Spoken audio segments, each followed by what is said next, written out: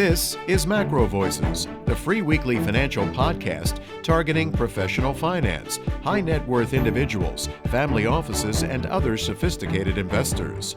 MacroVoices is all about the brightest minds in the world of finance and macroeconomics telling it like it is, bullish or bearish, no holds barred. Now, here are your hosts, Eric Townsend and Patrick Ceresna. MacroVoices episode 524 was produced on March 19th, 2026. I'm Eric Townsend. It was a sea of red in markets on Wednesday as the Iran conflict has dragged on longer than most analysts expected, and the Fed, standing pat with no rate cut, accelerated the selling. The S&P, gold, copper, and just about everything else other than the dollar index and crude oil were down and down hard, closing on or near their lows of the day, and then selling off even more in futures trading after the 4 p.m. cash close. These are all ominous signs that more downside is likely in coming days, absent a major bullish news event. So we've got plenty to talk about this week. Bloomberg macro strategist Simon White kicks it all off as this week's feature interview guest. Simon and I will discuss the prospects for secular inflation and why the oil price surge might be the catalyst needed to bring it about. We'll also discuss the risk-off playbook, food price inflation, the breakdown in private credit, and much more. We had a huge positive response to Dr. Anas Al-Haji's cameo appearance, updating us on the oil market disruption on last week's podcast. So this week, Commodity Context founder Rory Johnston will join us for another perspective on what the Iran conflict means to energy markets. That's coming up right after the feature interview with Simon White. Then be sure to stay tuned for our post-game segment, when Patrick's Trade of the Week will take a look at the inflation surge event that hasn't happened yet. Not the one in crude oil where the price has already spiked, but the one in food prices, which, as Simon White will explain in the feature interview, could come next. And oh, by the way, Rory Johnson is going to reinforce that view in the upcoming oil market update. And then we'll have our usual coverage on all the markets and Patrick's chart deck as of Wednesday's close. And I'm Patrick Ceresna with the Macro Scoreboard week over week as of the close of Wednesday, March 18th, 2026. The S&P 500 index down 221 basis points, trading at 66.25. Markets now trading at multi-month lows. We'll take a closer look at that chart and the key technical levels to watch in the post-game segment. The U.S. dollar index up 97 basis points, trading at 100.21, attempting to bullishly break out of a 10-month trade range. The April WTI crude oil contract up 941 basis points to 95.46. The war premium remains as the uncertainty continues. The May RBOB gasoline contract up 1,204 basis points to 307. Gasoline now trading at 3-year highs.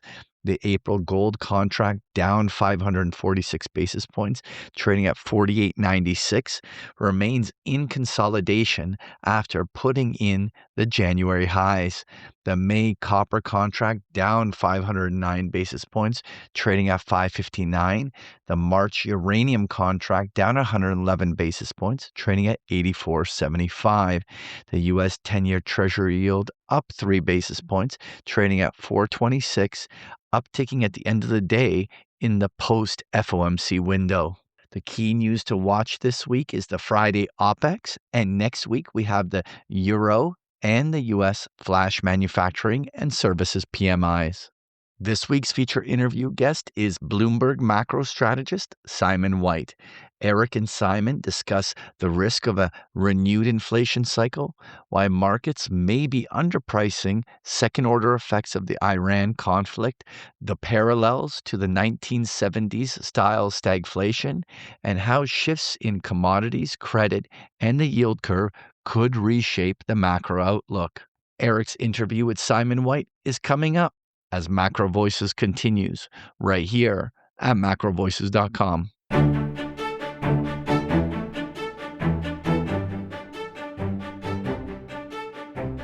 And now, with this week's special guest, here's your host, Eric Townsend. Joining me now is Bloomberg macro strategist Simon White. Simon prepared a slide deck to accompany this week's interview. Registered users will find the download link in your Research Roundup email. If you don't have a Research Roundup email, it means you haven't yet registered at MacroVoices.com. Just go to our homepage, MacroVoices.com, look for the red button above Simon's picture that says looking for the downloads. Simon, it's great to get you back on the show. It's been too long. I want to dive right into your slide deck because there's so much to cover today. Let's start on page 2. You say inflation is a 3-act play, that we really need to be thinking about a return to secular inflation. And a lot of people said there was no catalyst. Well, I think we got our catalyst, didn't we? Yeah, in spades. I think that's absolutely right, Eric. I think this is playing out in a way that's very analogous to the 70s, which is why I referred to a 3-act play there. And it certainly could make sense to start here. I think inflation is probably the most mispriced thing at the moment. I think it was mispriced before this war with Iran started, and I think it's even more mispriced now.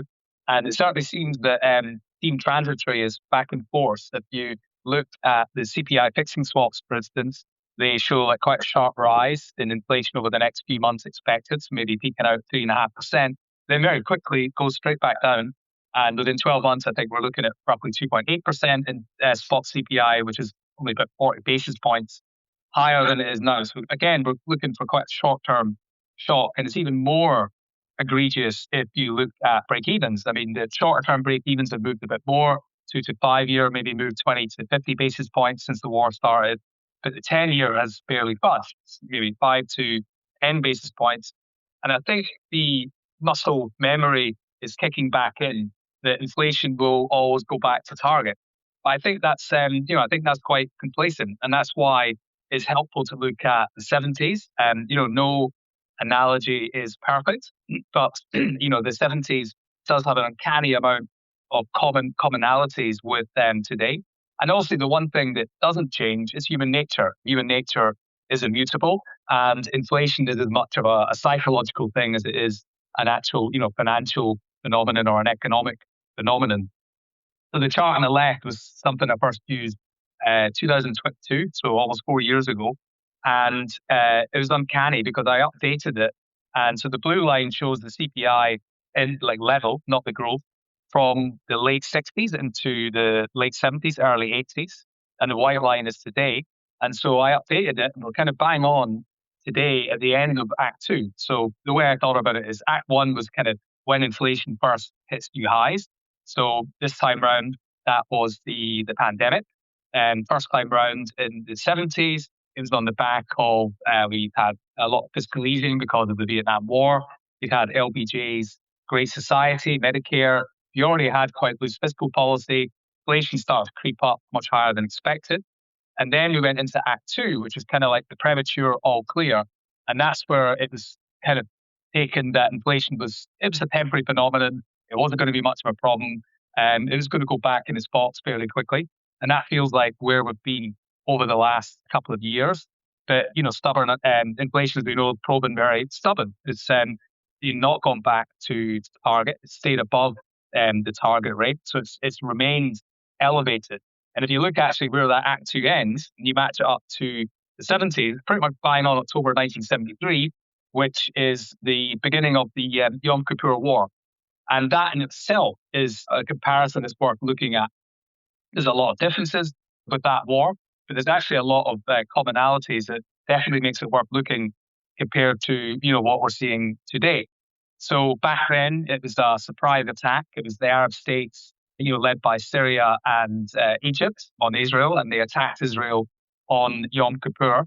It was a very short war. It was only 3 weeks. So this war is not yet 3 weeks. Initially, it was expected to be short, but that's looking less likely now. I mean, I think Polymarket has an end of April ceasefire now down to 40% probability from something like 65% not that long ago. And you had obviously a major oil shock in response to this war, because what happened after the war, after the 3-week war, was that the US gave aid to Israel, and the Arab states decided to have an embargo on oil, and that created this huge oil shock. So oil prices managed to quadruple in a matter of months. That's quite a significant oil shock. And then that led to the Act 3, which is the comeback with a vengeance. So you had this massive rise in inflation through the end of the decade.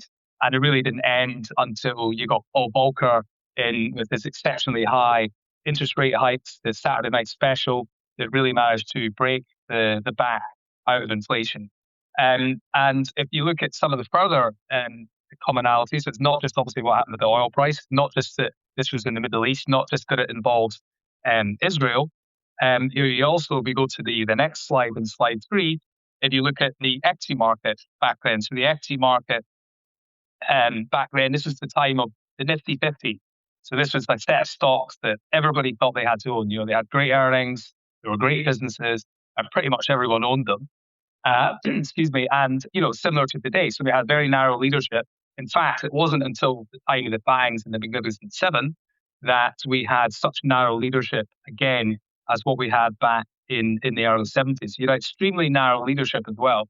And that Yom Kippur War, just before or just after it started, stocks had already started to sell off maybe 10, 15% in the months before the war. But in the following year, they sold off another 45%. And that was the largest sell-off we've seen since the Great Depression. So we saw a significant stock sell-off. Now, that's not to say that we're going to get the same thing playing out here. There's a lot of differences, obviously, today. For instance, the US is a major oil producer. This is not exactly the same states that are involved. The choke point here is not an embargo, it's the Strait of Hormuz. But there is still nonetheless, a choke point in the supply states.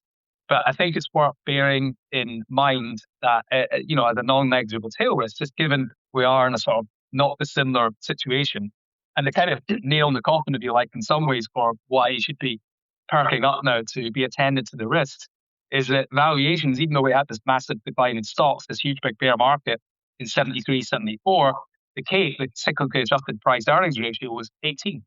And today it's more like 40. And also like the allocation of households compared to financial assets was much lower back then. It's much, much higher back today. So really, there's a number of reasons why you could see things. We'd have to see a more deterioration, obviously, for to get anything like that. But given some of the commonalities, I think it's worth bearing in mind, especially when you look at the market today. It just does seem, again, there is some complacency in the air.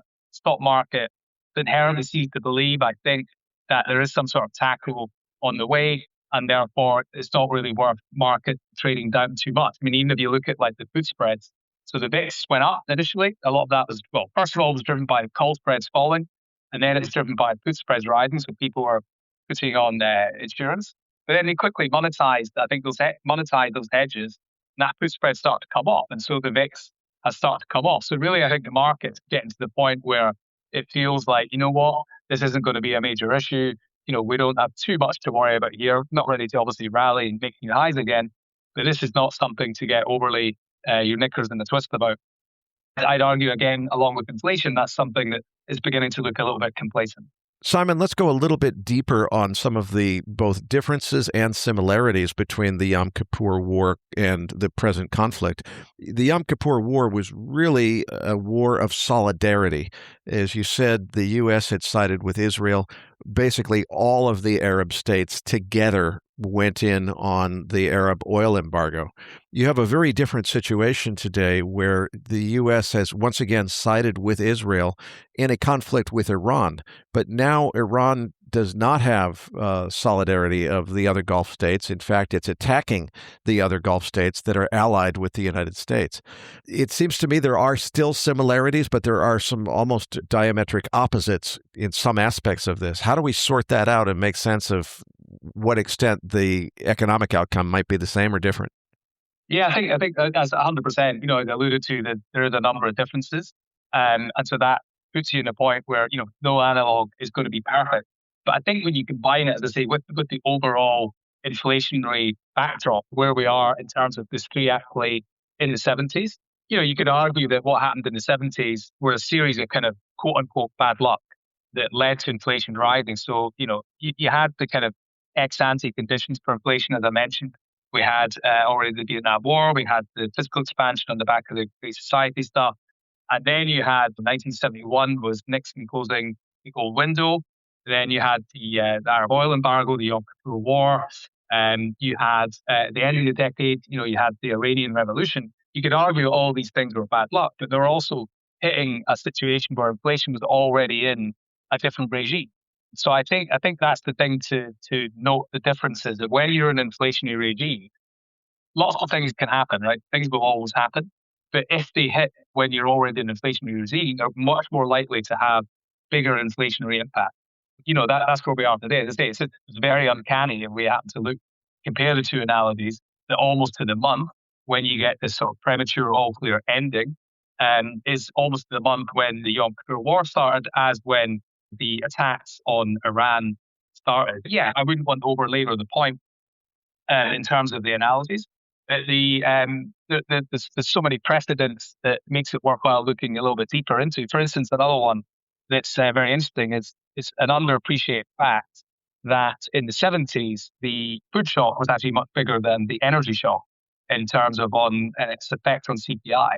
So if you look at the weighted contribution from food and from energy in the 1970s, it was much bigger than it was for energy. In fact, food inflation was already rising before the energy shock.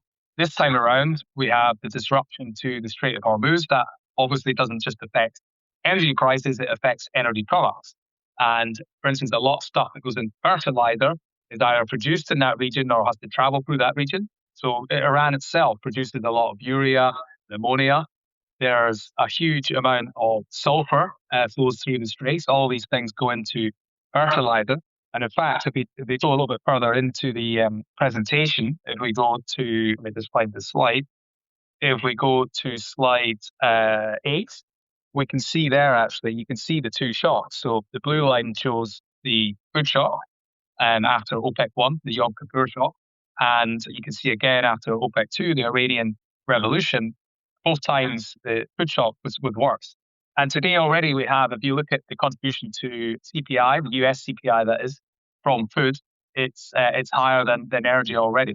So if you have this effect eating into fertilizer prices, and that's what I've tried to show in the chart on the right on slide 8, you can see this fertilizer proxy, which includes some of these inputs I mentioned, along with things like potash. When that starts to rise, it's a very reliable lead by about 6 months that food CPI will start to rise. So I don't think that is also being fully priced in. And especially, I think if you take account of the fact that you have energy and food both rising, I think it's very unlikely you're not going to get some second round effect that is going to feed into core inflation. And you get the sticky inflation that we saw in the 1970s. And that's a lot more troublesome for the Fed. In one sense, it should make its life easier because the Fed can then go, right, if we see sticky inflation, that's something we think we can do something about. We'll maybe hike rates, but with the muted next Fed chair, Kevin Warsh, coming in, whether he's going to lean towards the dovish or the hawkish spectrum, I certainly think he's more likely to be more like an Arthur Burns, who was in the early 70s and at the time of the Yom Kippur War, than he's likely to be a Paul Volcker, who was in charge after the OPEC 2 shock after the Iranian Revolution in 1979. So I think that further complicates the matter in terms of what the Fed's reaction function is going to be. Well, it seems like the analogy that's most relevant is the Yom Kippur War only lasted a few days, but the Arab oil embargo lasted quite a lot longer than that. So the question is, once the direct kinetic conflict is over, how long can Iran continue to disrupt the flow of traffic through the Strait of Hormuz? Is that the right thing to focus on? And if so, what's the answer? Yeah, I think that's correct, Eric, in that the key message, I think, from that period was the war itself was very short, as you say, it was about a few weeks, but the impact was felt all through the decade. And it had a number of consequences. So again, no analogy was perfect, but the human side of things doesn't change. How humans respond, human nature responds, doesn't really change. In fact, I can see that the sort of two nature of the two different shocks. If we go to slide 6, so we've got 2 more charts there. And this brings me to another point, which I think needs to be made, is that I don't think the yield curve is pricing in what's looking to be a much larger inflationary shock than, for instance, has been picked up in the break-even market. So the left chart we can see there is what break-evens did in the 1970s. So OPEC 1 and OPEC 2, both cases, they ended up did rise quite considerably. But along after, if you like, CPI had already started rising. So they were kind of late to the party. But both times they did rise. And if you look at the chart on the right there, you can see the different nature of the two shocks. So OPEC 1 was definitely more of a permanent shock to oil prices. So really, oil prices never really revisited their pre-OPEC 1 or pre-war, pre-Yom Kippur war levels again. They just kept rallying through until OPEC 2 hit, the Iranian Revolution in 1979. They rose sharply again, but nowhere near as much in percentage terms as they did in OPEC 1. And then they sort of gradually start decaying fairly soon after the Iranian Revolution. So the OPEC 2 was more transient. It was a more transient shock. But in both cases, if you look at the bottom panel of that chart, you can see core and in the interim periods in OPEC 1 and OPEC 2, both made a higher low before rising again in the early 80s. And again, it wasn't until Paul Volcker got his hands on monetary policy that he was really able to put an end to this huge inflation that we'd had through that decade. One of the theories of secular inflation is that it's a self-reinforcing vicious cycle. So as you begin to see inflation, it changes consumer behavior. People start stocking up on things because they want to buy it while the price is still cheap before the price goes up more. That causes more consumption. That is inflationary, and it all feeds on itself. And, it's kind of like a fire that once you've started it, you can't put it out. Are we already at that point in terms of this coming inflation cycle where the fire has been started and can't be put out, or are we still in the need to look at this and see what happens stage? We're already in that. It's in my view, it's quite clear that what began in 2020 with the pandemic, with the large spike in inflation, was the beginning of, if you like, that cycle starting. And really, what's happening underneath is that why 2% inflation, for whatever reason, is an arbitrary number, but 2% or around 2% inflation overall, like over the whole economy, tends to be fairly stable. And I think that's because all the different actors that are taking price signals off one another, when inflation is not moving around that much, they tend not to get out of sync. But once the cat's out of the bag, if you like, once you have this large rise in inflation, which we saw in the early 2020s, they get all out of sync, and it takes a huge amount for them to get back in sync, and you end up with inflation remaining elevated. So you can split CPI up, for instance, into components. So you can look at essentially sticky versus the non-sticky components. And what you notice in 2020 is both cyclical and structural inflation rose, but cyclical started to fall, but the structural one remained more sticky. And by the time the structural inflation had started to fall, cyclical inflation, because you can tell by its name, it's cyclical, had started to rise again and started to reinforce structural inflation that was already elevated. And we're right in that period again now, where the structural had started to fall at a higher low, but the cyclical part of it is already rising again. And this war is just going to make it worse, because obviously the immediate effect is on headline inflation. And so straight away, you're going to see that feed through into the cyclical side of things. And once again, what was 2.4% where we are now, and CPI, maybe 3% of PCE, they're going to look like, again, equivalent to what we saw in the mid-70s after the Yom Kippur War. This is the point where we start to see a rise again. Now, I don't know how far it goes. Again, the US is much more insulated than it was back then. But I think you do see a rate acceleration. And the real kind of, if you like, the real kind of tinder on this is that, as I say, going back to Kevin Ward, you've got someone that's coming in that nobody is really sure is going to be an inflation fighter. In fact, quite the opposite, quite possibly, which is kind of actually a bit odd, just the slight deviation, but connected, is it's kind of strange if you look at real yields have been rising. So real yields have been rising since the war, and that's been driven by higher rate expectations. And so that's part of the rise in nominal yields. So break-evens have moved a bit, as I mentioned, but really the bulk of the moves so far have been real yields. And that's on the back of, as I say, rate expectations are going higher. But that kind of just seems a little bit incongruous, given and the conditions that, well, not conditions, but the circumstances under his nomination. And a president who still makes no bones about being absolutely determined to get lower rates immediately. I mean, he was saying so only a couple of days ago and yesterday. So I feel that is also adding to the structural kind of impediment for inflation to keep rising. And then go back to the yield point I was mentioning. So I think yields, as I say, are not priced for an inflation shock. And I think one thing we'll see is the yield curve will steepen. So if we go to slide 7 on the deck, I looked at basically how break-evens and real yields behaved in the 70s. Now, there was no real yields in the 70s because TIPS didn't start trading until 1997. But you can synthesize a real yield. So you basically look at how real yields have traded laterally versus a whole bunch of different economic and market indicators. And then you can back it out and look at how and build basically a synthesized series of real yields in the 70s. So chart on the left there, we can see again the difference between OPEC 1 and OPEC 2 and how the yields behave. So in both cases, break-evens rose. But in the OPEC 1, what happened is that you sort of shocked to break-evens, but then we had an equal and opposite shock to real yields. That's textbook stagflation. What happened in OPEC 2 is instead the break-evens rose, but real yields stayed largely static. And I think that was basically for two main reasons. One, the US response to OPEC 1. So the US became less energy intensive and more energy efficient. And a lot of non-OPEC production came on stream from places like Alaska and the North Sea. And on top of that, you had, or very soon after the Iranian Revolution, you had Paul Volcker at the Fed, and that really put a kind of cushion under how far real yields could fall.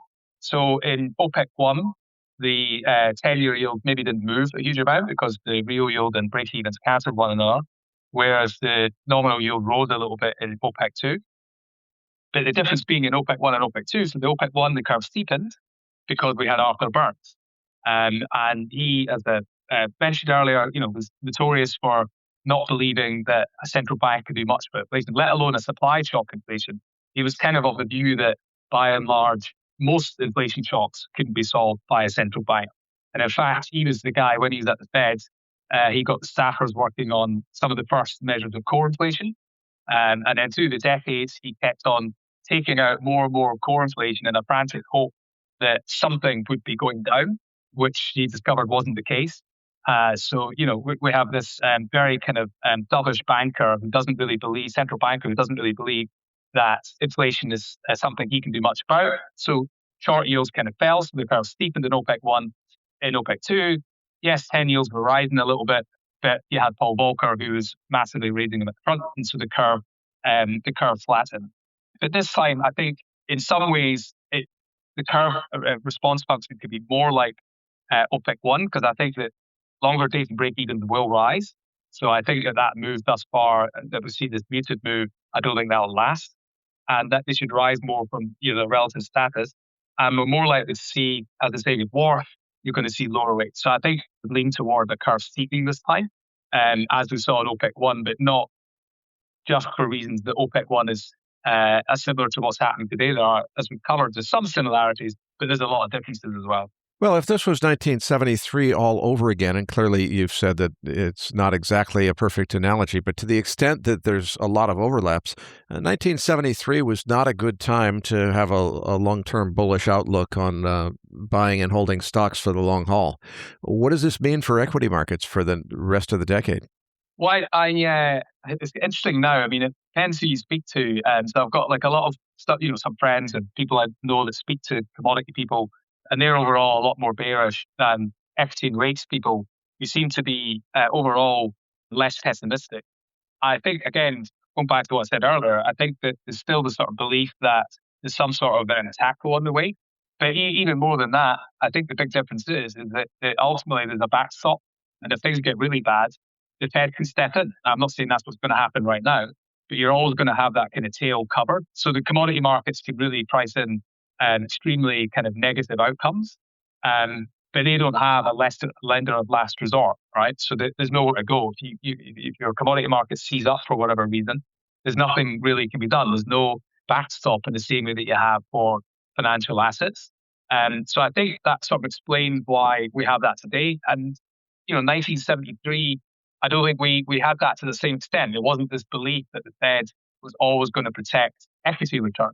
So that's why you probably had that situation where you had this huge shock, much bigger than the energy shock we've got today, combined with a Fed that was, yes, it was overall more dovish, But this is the decade, remember, of gold stock monetary policy, where it loosened policy, inflation came back, then they tightened it, and then they're like, oh right, better loosen policy again, back and forward, back and forward. So there's a huge amount of volatility underlying there, which obviously makes it more likely, or increases the chance that you can have steeper falls in the market. And so you don't really have some of that today. But it does seem, as I say earlier, that it feels like the market is overall being more complacent, even with that in mind, that there is a backstop, that there is still a potential for some sort of tackle. It still seems to be some sort of complacency. And as I say, what draws me to that especially, is just looking at what's happened to Putsku. Initially there was the response to like, let's hedge some downside. But very quickly that reversed. It was almost as if like the market went, oh, maybe I don't need such deep out of the money puts here. Maybe the market's not going to sell off that much. In which case, I don't need this insurance right now.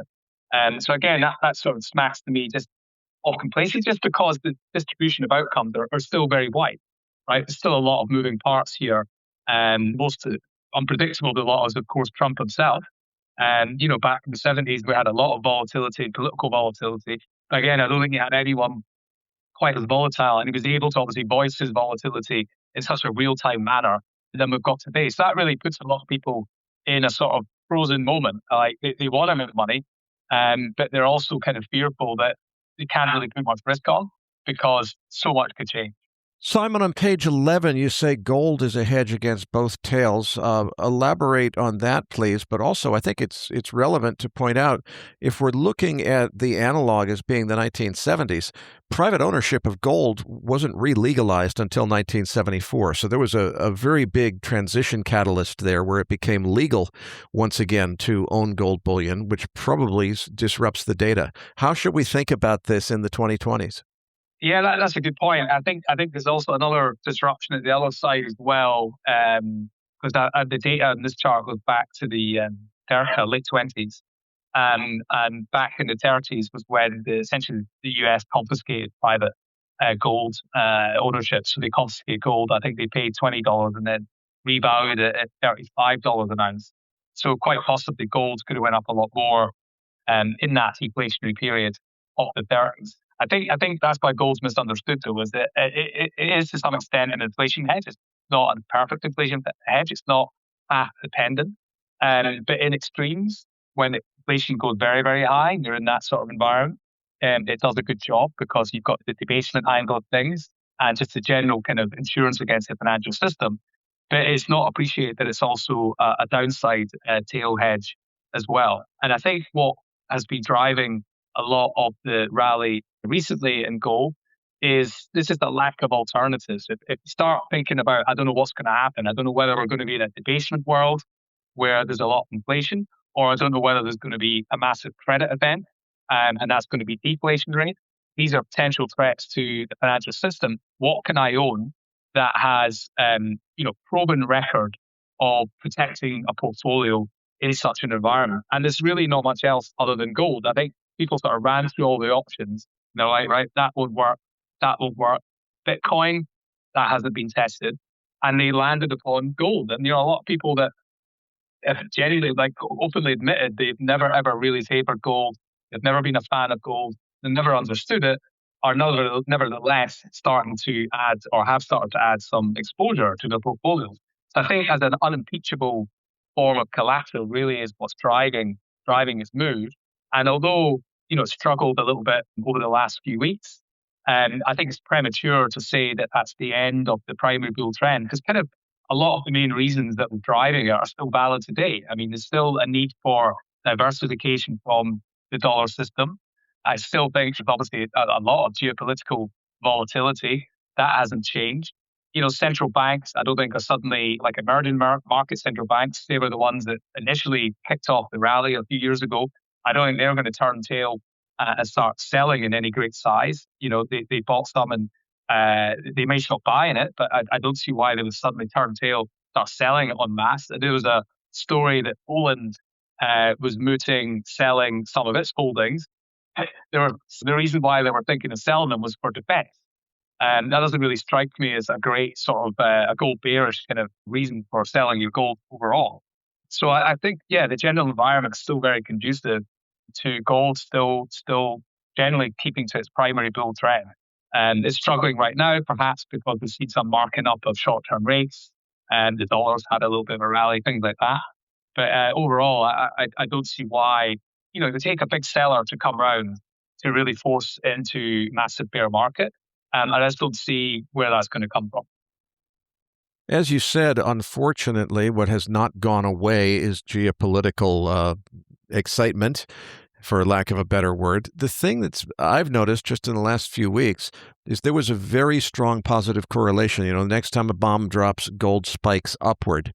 And what we've seen just in the last few weeks is a breakdown where when oil is up hard because of geopolitical, bombs are dropping, gold's actually moving down. What's going on there? Yeah, as I say, I think potentially it's because of the real yields has risen. That could be part of it. This is a little bit of the rally in the dollar. It could also be in times of if there's any capital repatriation going on, maybe in the Middle East. I don't know for sure. But gold can often get hit in the shorter term. People need to liquidate. That's unfortunately the problem with having an insurance asset. That's also can sometimes be a very liquid asset.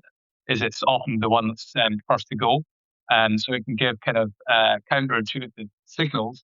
But overall, I just, as I say, I don't know what the narrative or the argument would be to say that this is anything more than just, obviously we've got to remember the market has rallied extraordinarily much in recent months. So it's perfectly respectable for it to have, the kind of pause that it's having right now. Like it can't continue in that sort of trend indefinitely. But I don't think that means that the trend is over. So, I think silver is a far more, obviously volatile, but a far more questionable kind of, response to that kind of overall idea and trade. But gold to me seems certainly more secure, just because, as I say, the reasons underpinning its rally all seem to be mostly intact still now. Simon, we've been jumping around in the slide deck. Let's go back to page 4 because you've basically said you're rewriting the risk-off playbook. It seems like an important book to read. Tell us more about it. I'm certainly not going to rewrite it myself, but my point here is really that, we talked about some historical analogs. They're useful guides, but I think you have to keep it up in mind as the rules can change. So I think standard, risk-off playbook, as you can see the dollar rally and treasuries rally and risk assets sell off. And that might not be the case to the same extent this time. So for instance, take the dollar. So the kind of quintessential risk-off moment really was the GFC. And in the GFC, the dollar rallied. So I think that's for a lot of people, it's like, well, that was the big one. And the dollar rallied. The dollar is therefore a safe haven. But really, if you look at what drove that, and then you compare it to today, I don't think you can necessarily say that the dollar is going to be in a position to rally quite as hard as it did back then. So the chart on the left there, you can see that the blue line shows the bond flows, inflows from foreigners. So they slowed. Equities were tiny back then. Equities are much bigger today as far as foreigners are concerned. But what actually drove the dollar, the rally, was repatriation of flows. So the US, basically mutual funds and banks have lent to various European entities, and it was these guys repatriating that led to the dollar rally. So it wasn't the case of foreigners channeling money in or needing dollars to cover like structural shocks. It was really just US entities repatriating that led to the dollar rally. Now, this time around, the cash flows or the structure of this is different. And so bond flows are much smaller now because because the US is now not seeing treasuries are not seeing as much of a safe haven, and equity flows are now massive. And the US outflows are not as large as they were back in 2008. So the net impact means the US is much more exposed to equity outflows. So in a sort of risk-off environment that we're in right now, it's conceivable that more capital is repatriated, and some of that is equities in the US. Equity flows, as they tend to be unhedged. That is a dollar negative, and you don't have that cushion or the same cushion of dollar repatriation. So, you wouldn't expect to see the dollar necessarily rallying as much, and that could be seen even more if you look at the chart on the right. So, after the Mar-a-Lago Accord, all the talk of the dollar disruption, the tariffs, that didn't lead to sell America trade, but I certainly think it made people think twice about their exposure to dollars, and that can be seen, as I say, in this chart, just kind of like the dog that didn't bark. So the white line shows the dollar reverse, And what you tend to see is the blue line, which is reserves and denominated in dollars. So when the dollar weakens, i.e. see the white lines rise, the reserve managers have tended to buy dollars. They tend to use the weakness in the dollar to add to their dollar reserves. And that significantly hasn't happened this time around. So we've seen a big weakening of the dollar, but there's been no response yet from dollar reserves. I think that shows like a general change in attitude to global demand for dollars. So I don't necessarily say, and I think the dollar rally will be as big this time. And thus far, the DXY, I think, is up about 1.5%, 2% since the war started. We go to slide 5, looking at, say, commodities. So commodities as a kind of risky asset is sort of seen as, well, it should certainly sell off in a recession, I think is the general interpretation. That isn't always the case either. If you have a commodity-induced recession, and if we are going to get recession, there's very low chance of it in the next few months, but that could change if the war continues and the negative effects spiral. What often happens then is that commodities start to sell off before the slump in growth, but that sort of sell off in commodity prices kind of eases the growth shock, and actually that allows commodities to rally through the rest of the recession. So that may well happen again. If we get a commodity-induced recession, say later this year, next year, that's not a prediction, but if we were to get one, I wouldn't automatically assume that commodities are going to sell off through that. Simon, let's move on to page 9. The title of that slide is "It Takes a War to Bring Down an Economy This Strong." Let's start with how strong the economy is, but then later you say it would take a protracted war. So I guess the question is, how protracted does it need to be in order to take down the strength of economy that we already have, and where is this thing headed? Is actually remarkably strong, given, I think, the length of time of the cycle. And that really surprised me when I was looking at this. And it's also a little bit ironic, I guess, that coming into this war, the US was firing on all cylinders. And, as you mentioned, as I mentioned, the fact of war is perhaps just what it would take to derail it. And you have a number of cycles for the US economy. Everyone knows about the business cycle. There's also the liquidity cycle. There's the housing cycle, there's the inventory cycle, and there's the credit cycle. And all of them are actually in pretty good shape. So the business cycle, if you look at leading indicators, has been turning up. The liquidity cycle, so that's the chart on the left there, and I look at excess liquidity, which is the difference between real money growth and economic growth. So that really gives you a measure of what impact this liquidity is going to have on markets. So the bigger the gap between liquidity and economic growth, that means the economy needs less, but that more to go into risk assets. That has been vacillating around, as you can see in the chart, but it turned back up again. And even taking into account, we've seen some tightening in financial conditions since the war, but overall, they've not been massive. As I alluded to earlier, the dollar's rally hasn't been huge either thus far. So liquidity is in pretty good shape.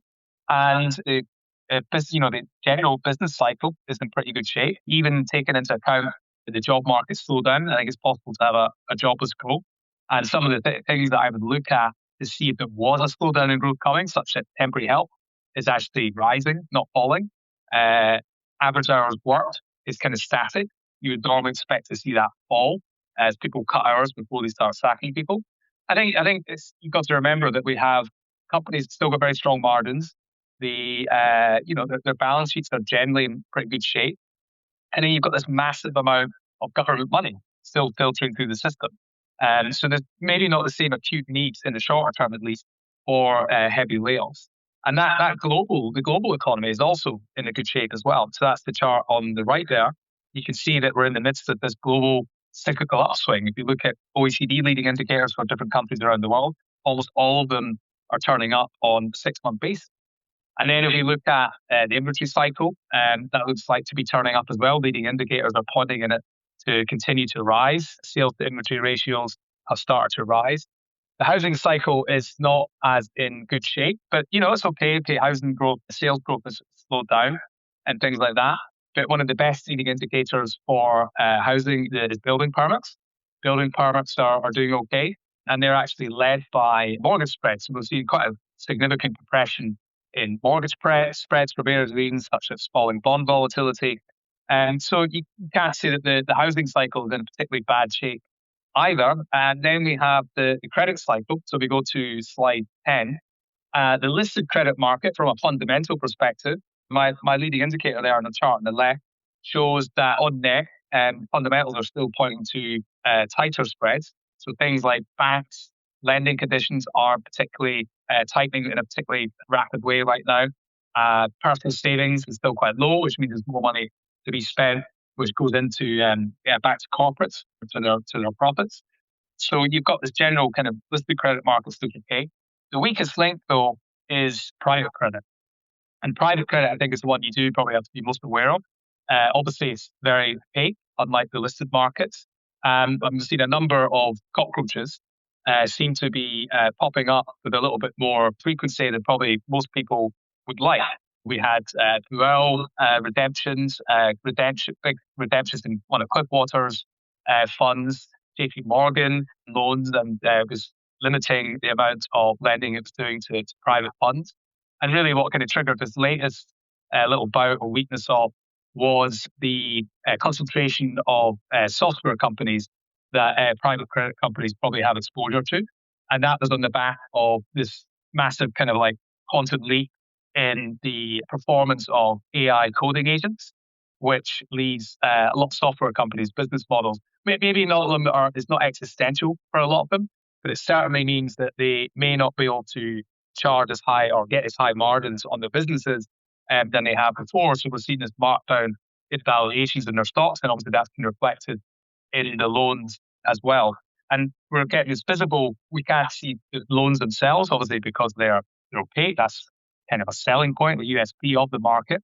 But we can see the shares of BDCs, the business development companies, and they've obviously been falling because the market is obviously wide to the fact that perhaps what they have underneath or the loans that they have aren't in particularly good shape. And the vector here, if you like, because there used to be, I remember there used to be an argument that was like, well, it's private credit, something bad happens, it can be contained because these guys are kind of insulating the rest of the financial system.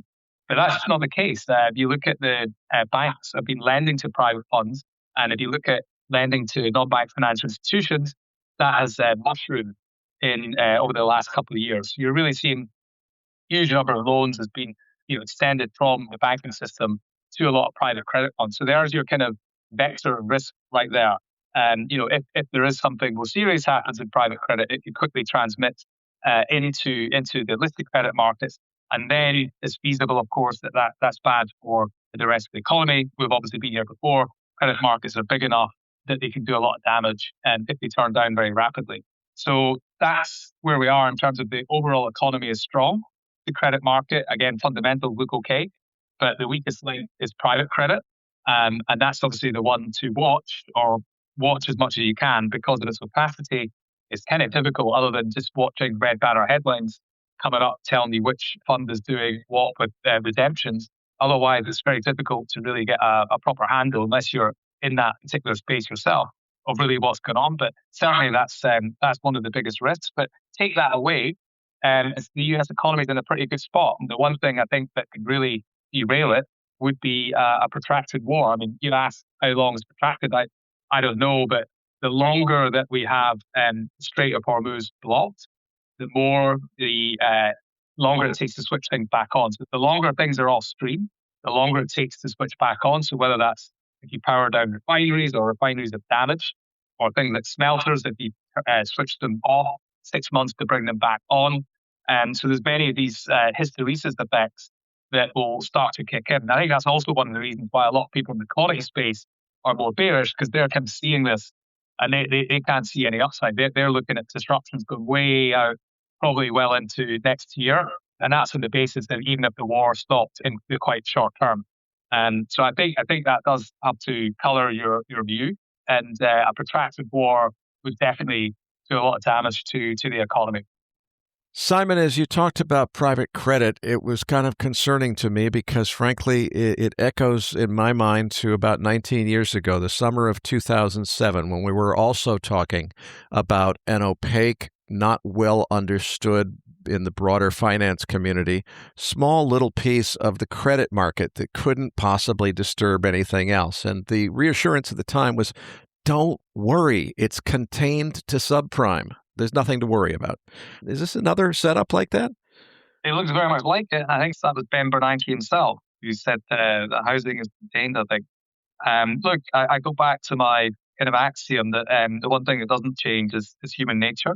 I think we're sort of seeing that even within the private credit space in terms of when people have opportunities to make money and the more kind of off grid they are, away from regulation, the standard kind of emotions of greed and fear will kick in, greed initially, and people will start to take inflated risks to essentially earn money now and park what are risks later. Hopefully they can not be around when the proverbial hits the fan. And so I don't see why it wouldn't be any different. I mean, there was even a story today, one of the credit funds, if you look in the private credit fund, it's a black box, but within it, there's even more black boxes. I mean, that straight away reminded me of CDO Square. So here we had CDOs, which are already kind of niche derivative products, but people started making up these CDOs of CDOs themselves. And, I'm sure a lot of people at the time were thinking this probably can't end well. And, here we are again. There's nothing new in finance. Simon, I can't thank you enough for a terrific interview. Before I let you go, I'm sure a lot of listeners are going to want to follow your work. You kind of have to be somebody special and have a Bloomberg terminal in order to access most of it. Tell them, for those who are lucky enough to have that access, where they can find your writings. Sure, and thanks again for having me on the show, Eric. So on the terminal, I have a column called Macroscope. Comes out twice a week, Tuesday and Thursdays. And I also write for the Markets Live blog, which is a kind of 24-hour, 5 days a week market scroll that you can follow all the latest market development. Patrick Ceresna and I will be back as Macro Voices continues right here at macrovoices.com. It was great to have Simon White back on the show. Rory Johnson is next on deck for a special second interview on the developing Iran conflict and what it means for the oil markets. Then Eric and I will be back for our usual post-game chart deck and trade of the week. Since the extra coverage format seems to be a hit with our listeners, we will do our best to continue it as long as the situation in the Middle East warrants. Now let's go right to Eric's interview with energy markets expert Rory Johnson. Joining me now is Commodity Context founder Rory Johnston. Rory, you, Dr. Anas Alhaji, really all of the most credible experts felt the same way, which was, look, the Strait of Hormuz getting shut down is probably not that realistic of a scenario. And I'm going back to previous interviews, months or years ago. Boy, everybody got thrown a curveball. So what happened? How come all the experts, including yourself, who thought this really couldn't be shut down? Is it just about insurance? Is it about minefields? Is it about something else? How come the traffic is not flowing through the strait, first of all? And then we'll get into what does it mean. Thanks for having me back on, Eric. As you note, I've been relatively kind of Pollyanna-ish about this for a long time. And the reason for it, the reason I didn't think this would happen, and to be clear, I never thought this would happen in my career. And the reason for that is because it is such a big shock. Like if this continues, it'll make the 1970s look like child's play. And that is my concern here. And I think part of the reason that it is happening now, and the reason I didn't think it would happen is not that I didn't think that Iran could close the strait, although I had my doubts because we had never seen it realized. And again, the consequences are so intense. But I never thought a U.S. president would engage in a war with Iran without a plan, without something in his pocket kind of ready for this moment. And what we've seen so far is that, at least here's my read of what's happening and how the Trump administration got into this. I do not think that the Trump administration expected to be in its third week of the Iran war. I do not think they did not do any of the things you would do if you had planned to be in this engagement for weeks and potentially months now. We saw, for instance, the IEA's coordinated strategic petroleum release last week. That was good. That's absolutely what we should be doing in this situation. But it was 2 weeks after the war started. Like if you were planning this, you would have an IEA release lined up. We saw that ahead of the Gulf War, as an example. You would have had things like the marine insurance facility that Bessent announced to Treasury. You would have had that lined up. You probably would have done more work to refill the Strategic Petroleum Reserve ahead of this. I mean, all of these things are such that it just seems insane that we entered this without and by me, I mean the Trump administration entered into this without a plan. I think that what we've seen from the Trump administration, and very frankly, my expectation was that we were going to see something, that clearly the largest military buildup in the Middle East since the invasion of Iraq in 2003 was going to lead to something. But we saw the same kind of buildup off the coast of Venezuela earlier this year or late last year. And in that moment, there was blockade, there was everything else. But when it finally all went down, that first weekend in January, when the Trump administration, kidnapped Nicolas Maduro and his wife, basically that happened on a Saturday or Saturday morning, I guess. There was all this, what's happening. And then by Monday, we had Delcy Rodriguez in as the interim president. She was making a deal with President Trump, and it was wrapped really quickly. The same thing happened last June when we last talked about the worry with the Strait of Hormuz, was that the Trump administration embarked on what at that stage was a fairly stark break from U.S. military policy towards Iran, which is, it directly engaged in dropping 14 bunker buster bombs on the three main Iranian nuclear sites at Fordow, Natanz, and Isfahan. And again, if you remember, and I'm sure you remember this, Eric, like the Monday when Asian markets opened at the end of the weekend, prices spiked higher, as you would expect after this kind of event. And then by by the middle of Monday, we saw this kind of symbolic retaliation from Iran, and then Trump saying we've got a ceasefire deal, and then I think crude ended the day down $10. That was kind of my framework for what I was expecting out of this conflict, and by that token, I had expected that it was very clear that Cuba was next up on the list of kind of regimes to roll over, and I think Trump planned to basically be rolling over on Cuba by now. And the wrinkle here is that if they were expecting some kind of Delcy Rodriguez character to emerge in Iran, someone to give them the opportunity to declare victory, I think he would have. And I think what we've seen so far is that the Iranians have not done that. And I think if Trump expected the political culture of Venezuela to be the same as the political culture of Iran, that I think is probably arguably the biggest miscalculation here from the White House. As for what's actually preventing the passage through the strait, because again, when we look historically, the strait has never been closed. Even when we've had acute violence, acute attacks in the strait, back in the 1980s during the Iran-Iraq War, during the tanker wars, we saw hundreds of ships hit. We saw, by the calculations I saw, was 450 ships attacked. You had 250 tankers attacked, and 55 of those tankers were basically either sunk or scuttled and otherwise abandoned by crews. More than we've already seen now. And during that time, you never had flow halt through the strait. So that was our best historical parallel. And quite frankly, I expected something similar to be happening here. And what we've seen so far is that no, very, very few. I mean, the estimates vary, but basically between a 90 and 95% reduction structurally now through the Strait of Hormuz.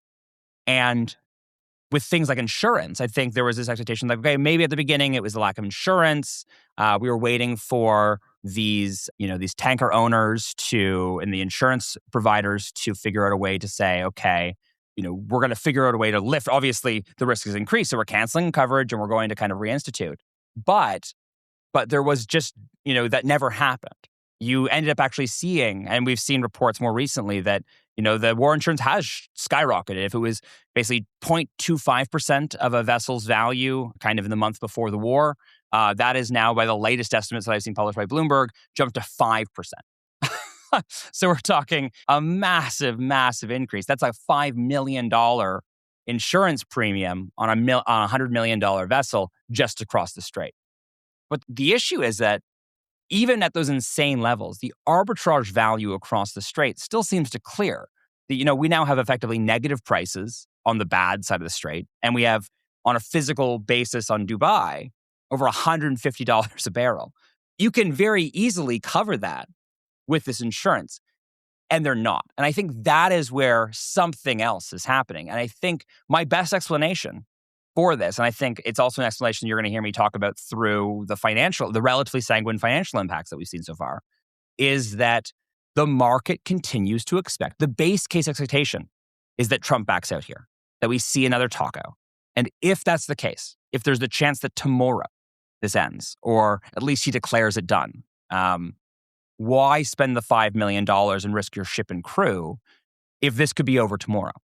And I think there's this continual hope that this is going to end, because as we will talk about, the consequences of it not ending are so extreme that it is unthinkable to me that a U.S. president would bear the political cost of what's coming down the pipe. Well, let's talk about that specifically next then. I think you and I could easily agree that, and I'll just go to an extreme here. If this continued for a year, if there was no transit, or no significant, meaningful transit of the Strait of Hormuz for a year, that would result in probably a bigger than 2008 global financial crisis, because it would shut down the entire global economy. There's no energy, there's no economy. That's the end of the story. Okay, if it's, we can't go a year, but we could go into next week. Okay, how long is that fuse? Are there tipping points where after a certain point things are broken that can't be fixed because the backlog is too long? What does the timeline look like of how long this can continue before you get into a situation where it's not reversible? The first thing I want to say, Eric, is I completely agree with you. I think that if this goes on for a year, and again, I cannot imagine, like, the level of economic calamity, of human catastrophe that would wrought is unimaginable to me. I mean, we'll walk through it briefly here because I think it's important to try and imagine it. But again, I just can't imagine any politicians kind of bearing that political consequence. Because what we're talking about, to your point, like, I mean, I'm normally not a guy that comes with like big price calls. I don't like them. But like I've been saying, like, yeah, $200 crude is easy in this scenario. If we're talking a year or more, like 200 is the bare minimum of what you'd expect. I've been trying to parameterize what we're actually talking about. And if, let's say, just for this heuristic here, we talk about 20 million barrels a day of oil flow through the Strait. Let's even just knock it down to 15, because maybe we get, the East-West pipeline and Yanbu and everything else. Everything works well with the Saudi diversion plan. Let's say 15. That is, ballpark, the peak of the demand destruction we experienced in March and April of 2020 during COVID, when everyone was locked in their homes. You had not an airplane in the sky. Major airports were effectively shuttered. That's the kind of demand destruction we would be needing to balance that market, but with no pandemic and just purely through price mechanisms. That is an extraordinarily high price to clear that kind of demand destruction. I've been basically just kind of saying that, like, I have an extraordinarily low price sensitivity for gasoline to get my kids to school in the morning. But a lot of people, both in wealthy countries, obviously this, it's going to be effectively a massive regressive tax. But I think in wealthy economies, we will generally experience this as a debilitating, recessionary, nigh depressionary price shock that will sap consumer spending, that will have all of the normal repercussions we would think about. But the price spike isn't enough, because you still need to shed that much demand from the global system. And where is that going to happen? It's going to happen in poorer emerging market countries in the global south, that when we see price shocks, they will see shortages.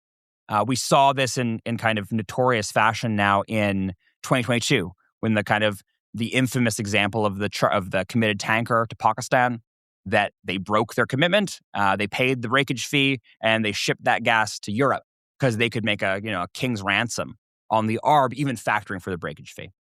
And that's how markets are going to clear. That's how they're supposed to clear in this system. So I'm not saying that's wrong per se, but there is going to be an enormous human cost here. And I think when you're talking about these fuels, you're talking about electricity, you're talking about heat, you're talking about cooking, you're talking about life. And I think that's what we're going to have to try and trim back by 15 to 20% if this persists. And that is just insane. Let's try to put some specific timeframes on this, which I know is difficult, and I apologize for doing this to you. But as you said, what's going on here is most people are thinking, well, surely this is about to be over. I mean, it's crazy to continue it. It's about to be over. It must be about to be over. Just in case it's not, let's imagine, say, both a 3 weeks more scenario and a 3 months more scenario. What are each of those, if you had to guess, the impact of 3 more weeks, just like the last 3 weeks or however long this has been, and then 3 more months? What do those scenarios look like in your mind? So let's actually start with an even more sanguine scenario. What happens if it ends today? Because I think there's already durable damage. And I think a lot of people just assume that we could end this tomorrow and everything goes back to normal. We're probably talking 3 months minimum to renormalize the system, even if it stopped today. And every tanker currently in the Gulf made a break for it and they all made it out and we just resumed full flow and like nothing ever happened. Even in that case, we're talking about months of supply chain recovery because these ships are going to be piled on top of each other. You've already had roughly a 400 million barrel gap or 340 million barrel gap that's emerged in basically the normal flow of oil out of the Middle East, largely to Asia. Right now, we still haven't felt the brunt of that because 3 weeks ago, we still had tankers laden with oil leaving the Gulf. Those tankers will continue to their destinations. Takes 3-4 weeks to get where they're going.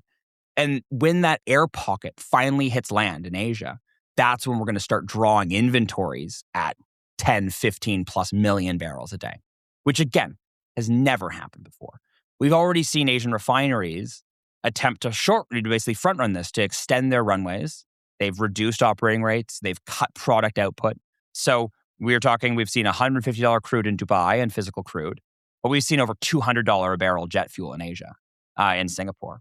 And I think that alone would take months to sort out. But let's go to that 3-week scenario. Okay, so let's say we're already in this for 3 weeks. Let's say it's double.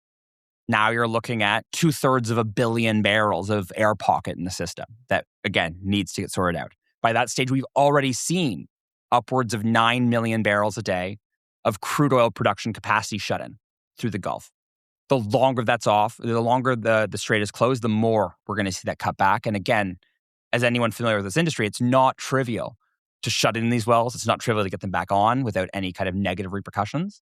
And all that stuff just gets worse with time and time and time. I think, in terms of price call, I think in 3 more weeks of this, I think we would already be over $150 Brent. We're already obviously there at the kind of physical Dubai cash market. And I think people are like, oh, well, why would anyone buy that crude? Why wouldn't you just buy WTI? It's like $50 or $60 cheaper. And the answer is that it's in the wrong place at the wrong time. If you're buying the prompt WTI futures, it's not for delivery until next month. Then you need to get it from Cushing to the coast. Then you need to get from the coast to the Middle East to Asia. That we're talking months. People need these barrels today. And that is why I think there was still this kind of hopium, if you will, from Asian refineries saying like, okay, this is going on, but like surely this can't last. And what you started to see over the last couple of days, there's a Bloomberg report this morning where Asian refineries were starting to bid into the Brent basket. And they're starting to kind of try and buy these other barrels, which means that they're now worrying that this is going to be going on for months. And it also means that kind of acute local scarcity in crude in the Middle East and products in Asia is also going to begin spreading out to all the rest of the world. And I think it's really easy for Americans and the American president to say, who cares about tight oil markets in the Middle East? We're here and oil prices are still pretty low. It's because this shockwave kind of moving out through the system takes time to kind of incentivize and bid all those barrels over. And I also think back to this, why aren't ships going through? Because they think Trump's going to taco. I also think that the future market are in the exact same situation. What we saw not 2 Mondays ago, the second weekend that again everyone thought he was going to end on the weekend. He didn't. Prices spiked higher. You hit almost $120 barrel Brent. But then you got the first kind of Trump said the war's almost over. And prices cratered. You had a $35 barrel intraday spread on Brent, which I don't believe has ever happened before. And a lot of traders kind of lost their shirts in that because, again, bidding crude higher was the obvious directional call in this environment. But the kind of constant jawboning, those people got blown out of their positions. Many of them lost their jobs. People are much more wary now to kind of front run because normally you expect futures markets to front run the tightness in physical markets because markets are forward looking. But I think now we have to wait for that physical market tightness to kind of fully and aggressively manifest in the West before those future prices are going to actually converge. Now, you said earlier that you thought the Trump administration had no idea that this outcome, which has already occurred, was even possible. I want to push back slightly on that and ask you if it's possible that maybe they did see it as a possibility, but just were not as concerned by it as you and I are. I want to read you a Truth Social post from President Trump on Wednesday where he says, "I wonder what would happen if we finished off what's left of the Iranian terror state and just let the countries that use the Strait of Hormuz, we don't, let them be responsible for the so-called strait. That would get some of our non-responsive allies, in quotes, in gear and fast." Signed, President Donald J. Trump.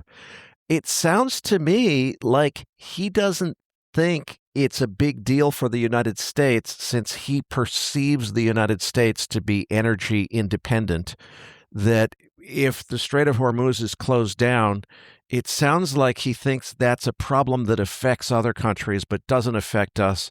So, the hell with it. Let them worry about it.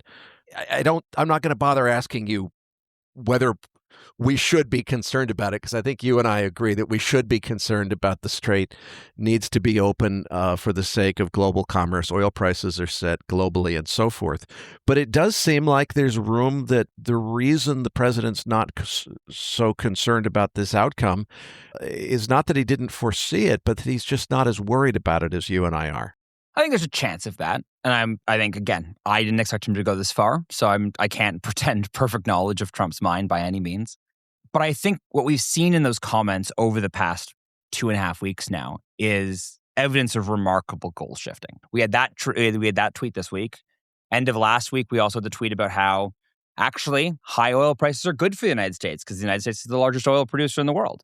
But that contrasts strongly with some of the earlier comments out of Trump about, basically, don't be a panickin, don't bid up the price of oil. This is going to be fine. The war is almost over. Like, it definitely felt like he was trying to keep the oil prices lower. And then as oil prices started to inevitably, based on this kind of physical reality we've been discussing, as those prices started to grind higher, he started to find new ways to say, oh, okay, this is actually good for us. And I actually think in some ways that's actually the most worrying development in this, because I think at least my mental framework here has always been that the oil market would be the singular thing that would end up pushing Trump back from the edge, from really going through for a prolonged period of time, months or longer.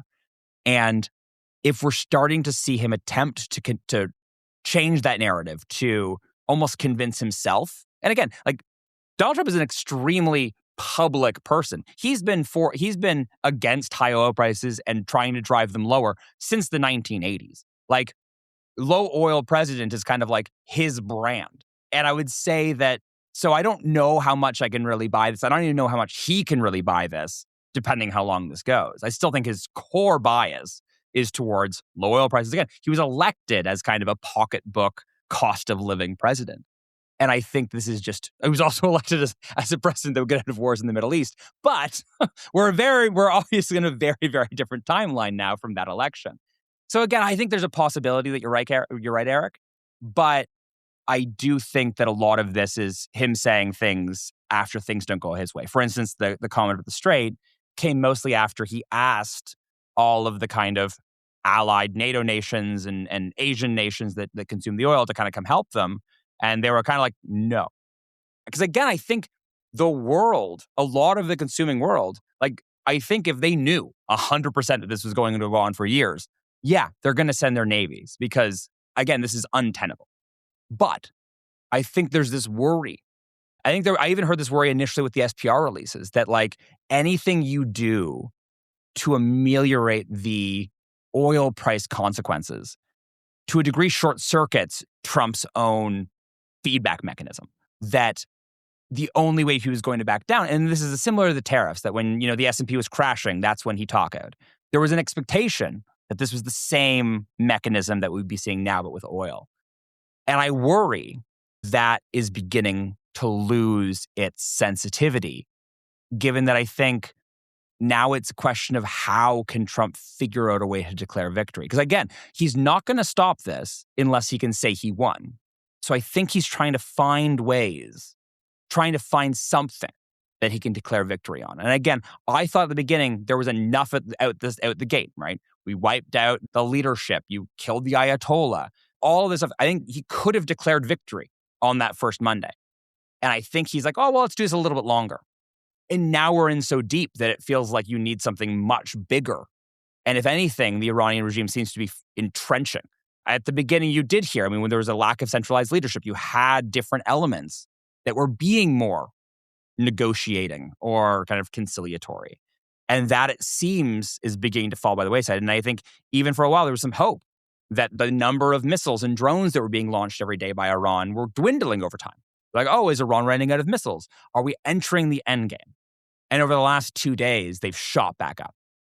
And again, today in particular, we were chatting about this before we started recording, but like Brent popped above 110 following Israel's attack on the South Pars gas field, which up until now, we hadn't been hitting upstream and kind of Iranian oil and gas assets specifically. And that's why up until now, most of that production assets hadn't been hit. You had a couple of refineries there. You had Ras Tanura, you've had attacks on Fujairah, but overall, there are a lot more targets across the Middle East that were very, very tempting targets. We all remember Abqaiq in 2019. Clearly, the Iranians can hit it. They have chosen not to yet because again, for them, I think that they still have this conception of different degrees of escalation. And what we saw already was, as soon as the South Pars gas field was hit, they were like, okay, now these bunch of petrochemical facilities and upstream facilities, they're all legitimate targets now. And they also warned that if Trump bombed Karg Island, they're like, well, if you do that, then we view all other ports in the region as fair game. I think they are still trying to kind of parameterize their own escalation or retaliatory kind of spiral here.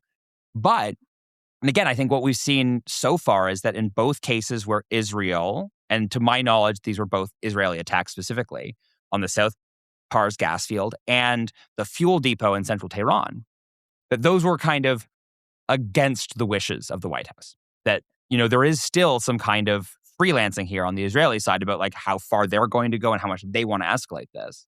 Clearly, they want more escalation, right? I think that's clear that what we've seen so far. But I do wonder whether or not that's the kind of thing that's going to piss off Trump, very frankly. We saw this. He got really upset with the Netanyahu government last June when, there was worry that they weren't going to play ball with the ceasefire or whatever else. There was like that famous comment, I was just trying to get on Marine One. But I do worry that that's the kind of situation we're ending up in now. Normally, Rory, people who are in macro markets and, investors who are not specialists in oil only pay attention to two benchmarks. Brent crude, which is based on North Sea oil production, is the global benchmark, and then West Texas Intermediate is the U.S. benchmark. Normally, it's only professional oil traders who pay attention to any of the other prices in the oil market. Let's talk, though, about some of the other prices, because really Brent and WTI only got, I guess WTI was 119. Neither one of them has gone above 120 in this. That's, they've gone up a lot, but they haven't gone up that much. I think it was Oman traded above 185 this week. As you said, there was jet fuel prices above 200 in Singapore. Should we be thinking about these really high prices that are occurring in some localized markets as, that's just a logistics thing, it doesn't really count? Or are those price signals that could portend what's coming for Brent and WTI? They're exactly what's coming for Brent and WTI, because I think that I was kind of talking around this point a little earlier, but what we're talking about right now is, again, these markets, and you will know this well, Eric, that futures and benchmarks, there is both a locational element to it and a time element. And where the current tightest market is right now is basically there's all these laden tanker or unladen tankers waiting to go back into the Gulf to fill up. And they're like, well, I could buy some crude off the coast of Oman and just basically turn around and head back. But those are the barrels that are at $150 or $100. I hadn't honestly seen Oman go up to 180. But yeah, that's basically, you can charge a king's ransom for any barrel that's physically available on the good side of the Gulf right now, because that's where crude is in desperate supply, because it's much faster to get to Asia from there than from the US Gulf or from the North Sea. And I think that is what we're going to see eventually for the other benchmarks, that now that Asian buyers in particular are coming to the realization that this isn't ending tomorrow, and that they may need to cover not just today's crude slate, but tomorrow's or next month's crude slate. Now they are beginning to bid on those other contracts, which again is why we're starting to see Brent firm up so much more, that we're kind of back to above 110.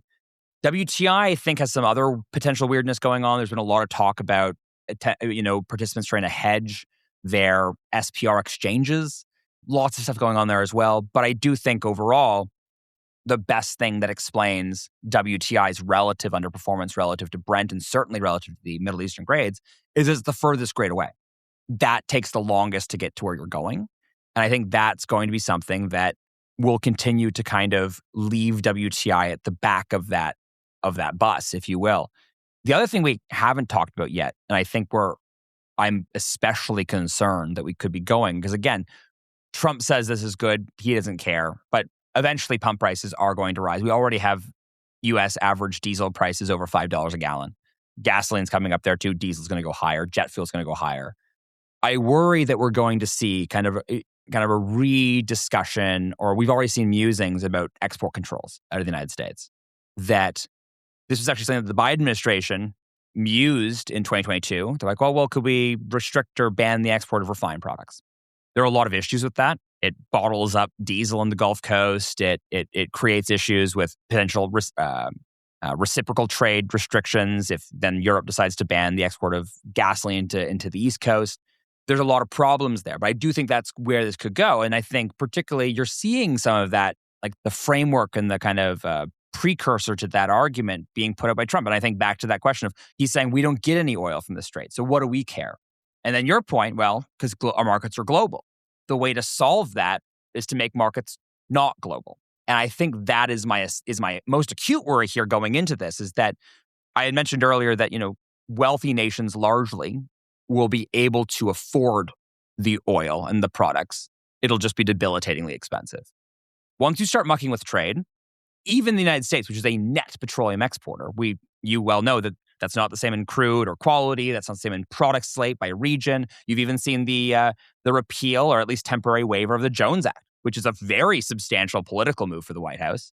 That really makes the most sense in the context of, well, what if we ended up, banning exports? Well, then we could use non-Jones Act tankers to move U.S. Gulf Coast crude to different U.S. Gulf Coast oil, but also diesel to other areas of the country, rather than it being bottled up. Because if you have no ability to shift out from those regions, you would basically end up forcing U.S. crude production shut-ins and U.S. particularly Gulf Coast refining shut-ins, which is the opposite we want. So temporarily, it would lower prices, and I think that's why it would be very attractive for the White House.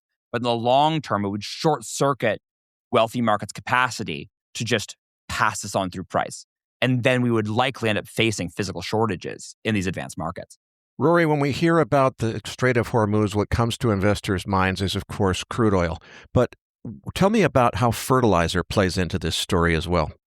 Yeah, so I am not a fertilizer expert, but in addition, we've all been focused on oil and maybe gas, but there's a lot of other things that come from the Gulf, whether it's I think it's a third of global fertilizer supplies, the vast majority of global helium supplies.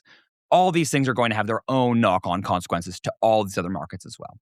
I think when you think about fertilizer, and even I think this ties back into oil products as well, if this continues, we will see crop yields decline. We will see food production decline. We will see the food that does get to your plate more expensive on the commodity base of the food itself, and being shipped there either by truck or by plane at far more expensive rates. So this is absolutely, again, this is, our most recent experience here with, and again, where all this goes with monetary policy as well. Our most recent kind of parallel is 2022, that central banks got acutely, I think reasonably freaked out at the time by the explosion of inflation coming out of the COVID bullwhip effect. And for the first time in my life, central banks took a keen interest in following the price of oil, and particularly the price of gasoline. And that's when I think the way this all feeds back into the macro side is this, if there's anything that is going to unmoor long-term consumer inflation expectations, it's this kind of shock. It's, the last time we experienced this would have been in the 70s. This shock, if continued, will make the 70s look like child's play. I think a lot of people still go back and think, wow, we must have lost a massive amount of supply back in 73 or 79. And there were some losses, but the losses were relatively small. And the big thing was it was more of a logistical, like we're not shipping to you, so that's causing gaps here and everything else. But a lot of it was, the supply wasn't acutely lost to the degree that we are currently seeing it lost today. And it just sets us up for a much worse kind of price shock. And again, I think going back to this, like even at the end of today, we're sowing the seeds of these like deep ripple effects, these deep kind of multi-industry bullwhips that are going to be working through the system that even if you ended today, we're still going to have consequences trailing out for months. And if this goes 3 weeks longer, or heck, as you mentioned, 3 months longer, oh man, like these industries are going to break and people will need to cut back. There will be physical losses that people will have to experience. And that's where I go back to, I don't see this as tenable long-term politically for anyone involved. But I also thought that so far, and I've been wrong. Rory, I can't thank you enough for a terrific interview. Before we close, I want to add a quick point just of clarification about last week's interview with Dr. Anas Al-Haji. Several of you on Twitter and in email said, hey, Anas was wrong when he said that Iran had a huge vulnerability if their desalination plants were attacked. Iran only gets 3% of their water from desalination. I agree it was a little bit ambiguous how it was worded, but that was not Dr. Al-Haji's intended point. The point that he was making is everybody presumes that Israel has a nuclear weapon and Iran doesn't. His point was Iran effectively does have a nuclear option, which is the other Gulf states, not Iran, which only needs to rely on desalination for 3% of its own water, but the other Gulf states, including Israel, are heavily dependent on desalination. So it is the risk of Iran striking the desalination plants of Israel and other countries that would be the equivalent of a nuclear escalation and would probably result in Israel responding with a nuclear response. So that was the point that Dr. Al-Haji was making. Rory, I want to come back to what you do at Commodity Context for anybody who's not familiar with it. Terrific website. Please give us your Twitter handle and tell people what they can expect to find at commoditycontext.com. Thanks for having me again, Eric. I always love coming on the show. You can follow me on Twitter at Rory_Johnston. And all of my public research is published at commoditycontext.com. We've got the Oil Context Weekly Report every Friday that covers, I currently call it the oil and Iran War Context Weekly because that's all we're talking about. But every Friday at 4 to 5 p.m. Eastern, I publish 3 monthly data reports on OPEC global balances and North American detailed balances. And then I'm doing, particularly these days, a lot of thematic work on Iran, on Venezuela, and the overall insanity in this current oil market. And I encourage you to join me. Patrick Serezna and I will be back as MacroVoices continues. And stay tuned, folks, in case you didn't connect those dots. Simon White told me earlier in this podcast that we needed to worry about food price inflation next. That was even without considering the fertilizer angle that I just discussed with Rory. So Patrick's Trade of the Week is going to be about food inflation and how to hedge against it. That's coming up next right here at macrovoices.com.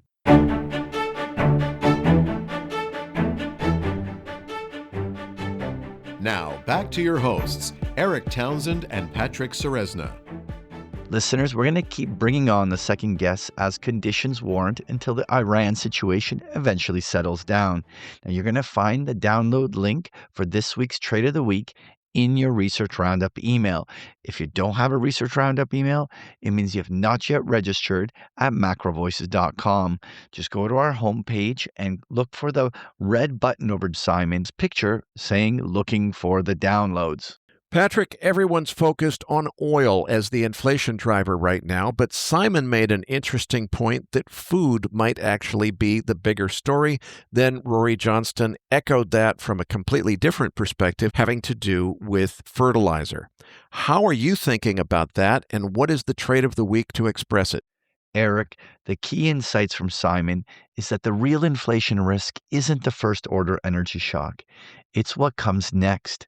In the 1970s, food inflation ultimately had the more persistent impact on CPI, and we're starting to see the early pieces of that same transmission through today's rising fertilizer costs, supply chain disruptions, and emerging weather risks. So, if this is the beginning of that second wave, I think the cleanest way to express it is in wheat. The trade of the week is to go long Chicago SRW wheat, where tightening export flows and a still net short positioning backdrop create the potential for a sharp repricing if that food inflation narrative starts to get recognized. Now, for more advanced traders, this can absolutely be expressed directly in the wheat futures markets, where the liquidity is deeper and the execution is more precise. But for simplicity and accessibility, I want to frame this through the Teucrium Wheat Fund ETF, ticker WEAT, which is trading around $23.15. Given that implied volatility is already elevated and the option surface is showing a clear right tail skew, this lends itself well to a call spread structure rather than outright calls.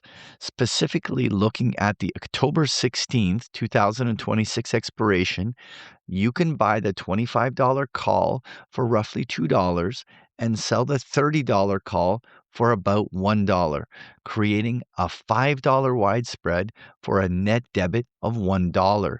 This means you're risking about 4% of the underlying ETF value to gain exposure for the potential of a $5 payoff, giving you roughly a 4-to-1 payoff ratio over a 212-day window. The idea here is straightforward. Use the skew to your advantage and define the risk while still maintaining meaningful upside if the food inflation narrative begins to reprice. So the idea here is simple. By using the defined risk call spread, we're able to position for that upside while keeping the premium outlay relatively small in a market that is already pricing in elevated volatility. It is a straightforward way to gain exposure to a potentially underappreciated macro theme with a payoff structure that becomes increasingly attractive if this narrative starts to gain traction in the months ahead. Patrick, every Monday at Big Picture Trading, your webinar explains how retail investors can put on our most recent trade of the week.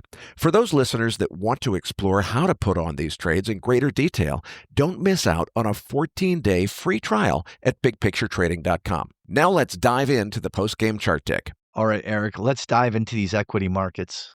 Patrick, Wednesday was a major risk-off day across most markets, except, of course, the dollar index and crude oil, with equities, gold, copper, and several others down and down hard, closing near their lows of the day.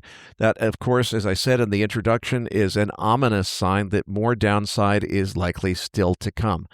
The S&P 500 was sitting below its 200-day moving average as of Wednesday's 4 p.m. cash close. It continued to trade lower than that after the cash close. It did trade lower than today's cash close on an intraday basis back on March 9th, but today was the lowest closing price of 2026 for the S&P 500 futures contract. So my take on this equity market is that it really depends on your geopolitical outlook and your expectations for what comes next in this Iran conflict. I'll strive to leave my own personal politics out of this and focus on yours instead. So if you think that the Trump administration has this whole situation completely under control, it's going to be over in another week or so, just like the president and Secretary Hegseth say it's going to be, then in that case, If that's what you think, then this is a terrific buy the dip setup. It probably sets the stage for a rally to new all-time highs. If President Trump can really get this all under control and wrap it up, and there's no lasting impact from it, and to be sure, in order for there to be no lasting impact, it really needs to get wrapped up pretty quickly here. If you think that's what happens, then it's time to buy this dip and buy it in size because we're going much higher. On the other hand, if you don't think that, if you think that the Trump administration has started a fire that they won't be able to put out and that this is not under control and that this Iran conflict might turn into a repeat of the Iraq debacle that began in 2003, well, if that's what you think, because we're leaving my politics out of this one, that would portend a very, very different equity market outcome. We could easily be looking at a cyclical bear market, and the worst case would be if oil transit through the Strait of Hormuz stays impaired for many months. In that scenario, without exaggeration, it could lead to an oil price surge well over $250 a barrel. That would cripple the global economy and lead to a global financial crisis on the scale of, if not bigger than 2008. Now, I strongly doubt that that would be the outcome because this is a problem that can be solved sooner than that. We're not going to see the Straits of Hormuz closed for years or anything like that. The question is how long this goes on, how much damage it causes, and how long it takes to unwind that. In other words, how big is the backlog of global logistics that have been disrupted by the Strait of Hormuz closure? How long does it take to get things back to flowing as normal again? That's really, I think, what's going to drive equity prices. And frankly, I don't think anybody knows for sure what's coming next in this market. So it really comes down to your geopolitical outlook. I think all of us are vulnerable to allowing our personal politics to bias our judgment as investors. So remember, this market reaction is not going to depend on what you think or what I think should happen. It's going to depend on what actually happens. And I don't think any of us know with any real certainty exactly how this is going to play out. Eric, I'm going to keep my analysis very simple from a technical perspective. We're remaining below the 50-day moving average. We're breaking lower highs and lower lows. There is clear distribution. The bears are in control and in the driver's seat on the short term on that distribution side. We continue to see all rallies failing at Fibonacci zones, which is all indicating that generally the distribution cycle is still in play. Now, while we have seen substantial increases in bearishness as the sentiment is pivoting. We've seen huge spikes in volatility index and other things that are signs that you typically would see from oversold conditions. But right now, with enough of this global uncertainty here, this could be an overhang that keeps this market distributing. Now, Eric, we certainly can't rule out that at some point the bulls will reverse this and counter trend it. This is again the environment where hedges are critical, and we've talked about them over the last couple of weeks with our listeners. And I continue to advocate that portfolio insurance here makes a whole lot of sense. All right, Eric, let's talk about that U.S. dollar. Well, Patrick, by recording time, we were back down to a high 99 handle after surging above 100 and then below 100 intraday on Friday. I think by the cash close, we were back over 100 again. So we're right on that hairy line between 99 and 100. The question to ask is whether we're topping out here at overbought resistance on this technically overbought market, or if the strength that we've seen in the dollar so far is just the beginning of a new bullish trend. Once again, I think the answer depends on your geopolitical outlook. Sorry, folks, that's going to be the answer for most things this week, and there are plenty of strong arguments to be made in either direction. I don't see any fundamental bullish drivers for the dollar here other than the flight to safety trades into the dollar, which are only going to intensify if the situation in Iran worsens from here and if equity markets take a nosedive. So there's plenty of room for much, much more upside in the dollar index. But ultimately, I think that upside would be driven by flight to safety trades in the Iran conflict. Someday, when the Iran conflict wears off or winds down, then I think it becomes a bearish. It's time to sell the dollar there because I think it will be overbought and ripe for a major correction, maybe resuming the primary downtrend that was in play before this conflict arose. The question is timing. How much longer before this Iran conflict is over? Whenever it's over, that's the time I think you want to sell the dollar index. Well, Eric, when looking under the hood of the dollar, the key thing is to observe that the predominant weakness is coming from the euro and the yen, which happen to be very large weightings in the dollar index. But the story isn't the US dollar strength and all cross currencies weakening against it. We continue to see resilience in a lot of the commodity based currencies like the Aussie dollar and the Canadian dollar. And that euro is really where the drag is, as there continues to be growth concerns at a time when obviously their energy prices are under a lot of pressure, which is stressing the euro right now on the downside. If we see euro breaking some of these key levels, that is going to be a huge bullish tailwind for this dollar index. Now we're at the top of almost a 10-month trade range. And if the dollar index makes any progress above this 100 level with momentum, we've got ourselves some sort of a strong US dollar counter trend move. And so we have to watch whether or not this gains momentum from here. All right, Eric, let's touch on crude oil. Well, as I already discussed with Rory Johnston, the Oman benchmark traded over $180 this week. Obviously, logistic complications are part of that, but it's still an important price signal. I'm sorry to sound like a broken record, folks, but it's the geopolitical outcome with Iran that's going to drive everything. As Rory Johnston said, I think it would be foolish to assume that, hey, it's going to be just a couple more days and the Trump administration is going to completely end this thing.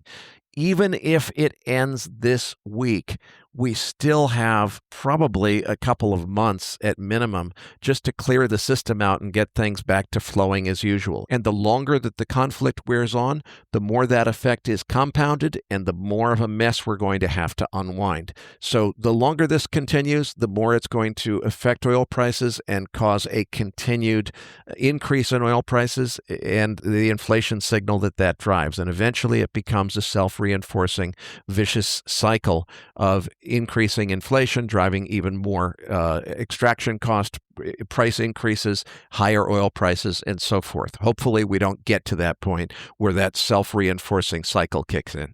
All right, let's move on to gold here because we just got ourselves a little bit of a down day here on Wednesday. What's your take of what's going on? The low print on the January 30th correction was 4423. That was a near perfect test of the 50-day moving average at the time. But that happened in the middle of the night in very thin liquidity. So something I said right here on MacroVoices just a few days later was we should watch for another test of the 50-day moving average during regular trading hours, not extended trading hours. Well, we got that on Wednesday, and it also coincided almost perfectly with the 38.2% Fibonacci retracement level of that January 30th correction. There was also a trend line there as well. So 3 major support lines all broken at the same time. So there's a very good technical argument that could be made here, which is that regular trading hours test of the 50-day moving average was the buy signal. The bottom could be in already, except we went right through it and we're trading considerably below it at recording time. I'm looking at 48.24 as we're recording right now, selling off more in futures trading after the close. These are all ominous signs, and frankly, there's not a lot of obvious support until we get to the 100-day moving average at 45.91. So I think we're probably headed in that direction unless there's a sudden change in the fundamentals. But it's also clear that there's been a breakdown of correlations between precious metals and the usual, if it's an increase in tension in Iran, more geopolitical upset, that would normally be up on precious metals. That broke down on March 2nd. Gold is not trading up on geopolitical escalation the way it was before March 2nd. And frankly, I've yet to hear a really good explanation for why it isn't.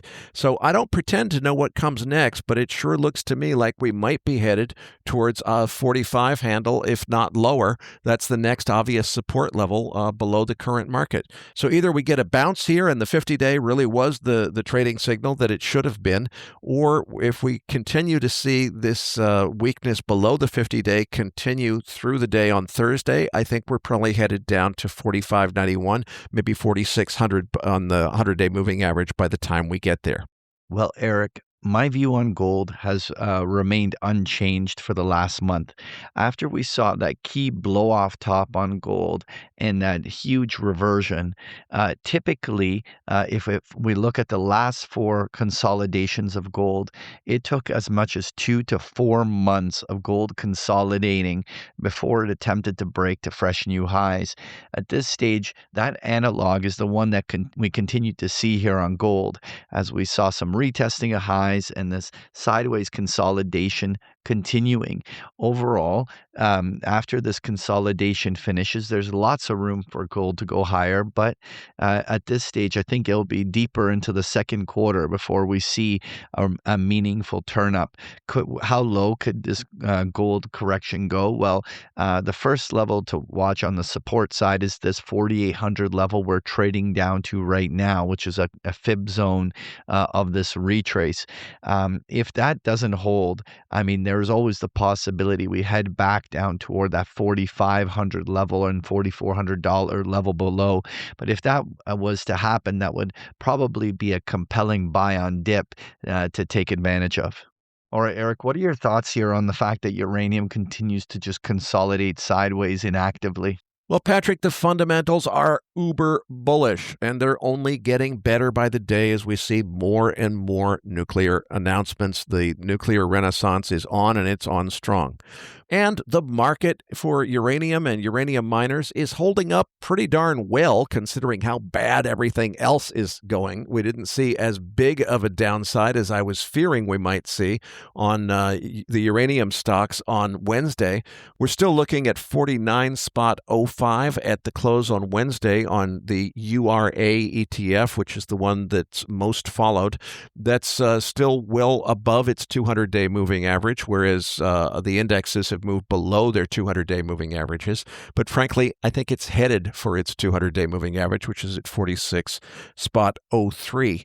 So we'll see what happens next. Broad market risk-off event is obviously going to take everything else down with it, including the uranium miners. I think it just sets up better and better buy the dip opportunities. The question is, how big is the dip before it's time to buy uranium? I think the next obvious target is 46.03 on the URA ETF, but let's see what happens with the broader risk markets, because if we get an outright market crash here, as could happen if the oil prices continue to rise, particularly if they spike over $150, setting new all-time highs, at least on the major indices. We're already there with some of the other markets around the world. But if we get there on Brent and WTI above 150, that probably brings on an outright crash in equity markets, and anything could happen. Well, structurally, the chart remains bullish. All consolidations are being held, higher highs and higher lows, but it's just been a quiet period. Maybe the lack of liquidity in the broader asset markets could be just keeping this all contained. But overall, the charts are still on the bull trend and at major support lines. Now, Eric, I want to just quickly touch on copper here. Copper futures very decisively took out their 100-day moving average to the downside on Wednesday, closing near the print of the day, and they continued to trade substantially lower even after the cash close as I'm recording. So we're looking, actually already we're halfway down from the 100-day, which was the hopeful support line today. The next support is all the way down at the 200-day moving average at 5.38. We're halfway there as of recording time. So it looks like that may be where we're headed next on copper, unless we get a sudden resolution to the Iran conflict and a real resolution here. Lots and lots of signs across the board, from equities to precious metals to Dr. Copper, all closing down hard on Wednesday, near or at their low prints of the day, and continuing to trade even lower on after-hours future trading.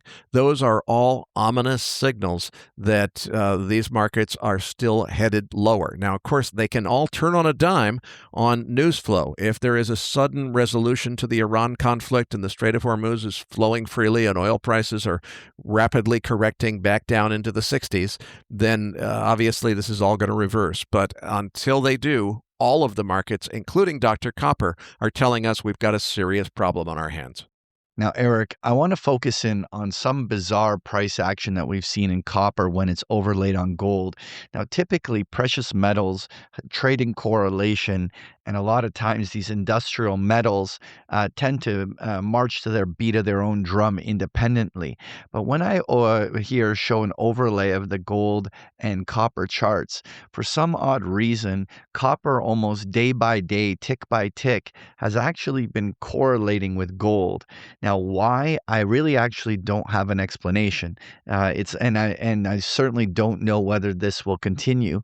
But certainly, as of this moment, when we're looking at this chart, it's undeniable that right now copper is just trading tick by tick with gold. I'm very curious to see whether or not this trend continues in the weeks and months to come.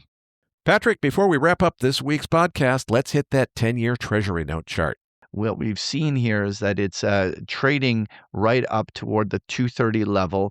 We had the FOMC meeting, and the first reaction after the post-FOMC was yields rising up to their 1-month ranges or multi-month ranges.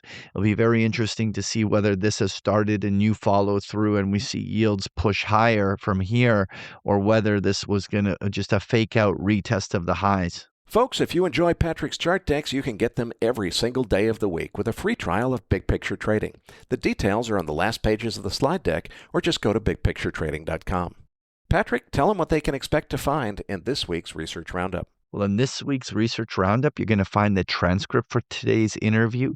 You're going to find the slide deck that was put together by Simon White, and you'll find the Trade of the Week chart book we just discussed here in the postgame, including a number of links to articles that we found interesting. You're going to find this link and so much more in this week's Research Roundup. That does it for this week's episode. We appreciate all the feedback and support we get from our listeners, and we're always looking for suggestions on how we can make the program even better. Now, for those of our listeners that write or blog about the markets and would like to share that content with our listeners, send us an email at researchroundup@macrovoices.com, and we will consider it for our weekly distributions. If you have not already, follow our main account on X at MacroVoices for all the most recent updates and releases. You can also follow Eric on X at Eric S. Townsend. That's Eric spelt with a K. And you can also follow me at Patrick Ceresna. On behalf of Eric Townsend and myself, thank you for listening, and we'll see you all next week.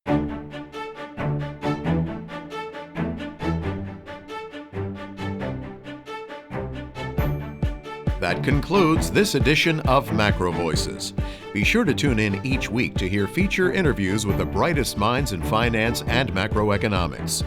MacroVoices is made possible by sponsorship from BigPictureTrading.com, the Internet's premier source of online education for traders. Please visit BigPictureTrading.com for more information. Please register your free account at MacroVoices.com. Once registered, you'll receive our free weekly Research Roundup email containing links to supporting documents from our featured guests and the very best free financial content our volunteer research team could find on the internet each week. You'll also gain access to our free listener discussion forums and research library. And the more registered users we have, the more we'll be able to recruit high-profile feature interview guests for future programs. So please register your free account today at macrovoices.com if you haven't already. You can subscribe to MacroVoices on iTunes to have MacroVoices automatically delivered to your mobile device each week, free of charge. You can email questions for the program to mailbag@macrovoices.com, and we'll answer your questions on the air from time to time in our mailbag segment. MacroVoices is presented for informational and entertainment purposes only. The information presented on MacroVoices should not be construed as investment advice. Always consult a licensed investment professional before making investment decisions. The views and opinions expressed on MacroVoices are those of the participants and do not necessarily reflect those of the show's hosts or sponsors. MacroVoices, its producers, sponsors, and hosts Eric Townsend and Patrick Ceresna shall not be liable for losses resulting from investment decisions based on information or viewpoints presented on MacroVoices. MacroVoices is made possible by sponsorship from BigPictureTrading.com and by funding from Fourth Turning Capital Management, LLC. For more information, visit MacroVoices.com.